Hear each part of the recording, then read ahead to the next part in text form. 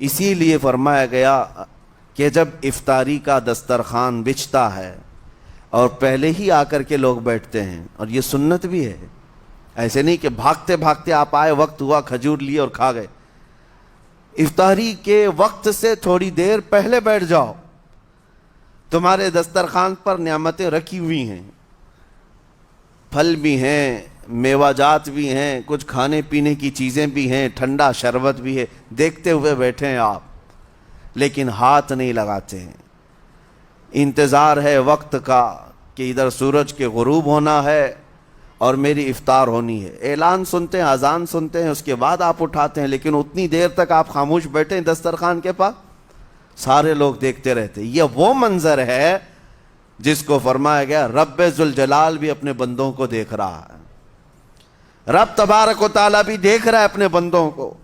اور سارے فرشتوں کو بلا کر میرا مولا اعلان فرماتا ہے یہ میرے بندے ہیں، دیکھو یہ شام کا وقت ہے، ان کے حلق سوکھ چکے ہیں، ان کے پیٹ میں بھوک کی شدت ہے اور ان کے سامنے اچھی نعمتیں پڑی ہوئی ہیں۔ اے فرشتوں دیکھو میرے ان بندوں میں سے کوئی بھی ان نعمتوں کو ہاتھ نہیں لگاتا، یہ صرف اور صرف میرے لیے بھوکے اور پیاسے ہیں۔ اور فرشتوں سے اللہ فرماتا ہے تم گواہ ہو جاؤ، ان کی حلق تر ہونے سے پہلے ان کے لیے میں نے جنت لکھ دیا۔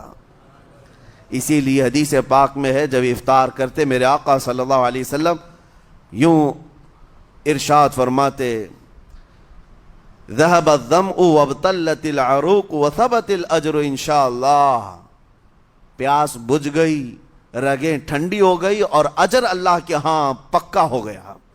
یہ حضور پاک ہر افطار میں عرض کرتے تھے۔ میں آپ کو یہ عرض کر رہا ہوں کہ یہ چھپی ہوئی چیز، اسی کا نام تقویٰ ہے۔ آپ صرف اور صرف بچے ہیں اللہ کے خوف سے۔ اب سنو حدیث پاک، قیامت کے دن حساب و کتاب ہوگا اور جنت میں جانے کا پروانہ کچھ لوگوں کو مل جائے گا اور سب جنت کی طرف جا رہے ہوں گے۔ اس میں بہت سارے لوگ ہیں جو پل صراط پر چل کر کے جنت پہنچیں گے۔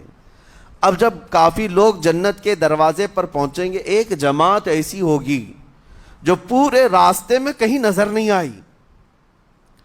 جنت جانے کے راستے میں کہیں نظر نہیں آئی، لیکن جنت کے دروازے پر وہ پہلے سے موجود تھے، چلے تھے نہیں چلے تھے کسی نے دیکھا ہی نہیں۔ دوسرے جنتی ان سے پوچھتے ہیں اس جماعت سے کہ تم یہاں کیسے پہنچے اور یہ انعام کس بات کا ہے تمہارے لیے؟ تو وہ جنتی کہتے ہیں ہمیں روزے داروں کی جماعت میں رکھا گیا، ہمارے روزے اللہ کو پسند آئے، اور آج رب تبارک و تعالیٰ کا حکم ہوا کہ ساری دنیا سے چھپ کر تم میرے لیے روزہ رکھتے تھے، دنیا کو پتا نہیں تھا تم بھوکے ہو پیاسے ہو، اور اے بندو آج سارے لوگوں کی نظروں سے چھپا کر میں تمہیں جنت پہنچاؤں گا۔ وہ ایک جماعت ایسی ہے جو راستے بھر چلتی ہوئی نظر تو نہیں آئی لیکن جنت میں پہنچ گئی، وہ روزے داروں کی ہے۔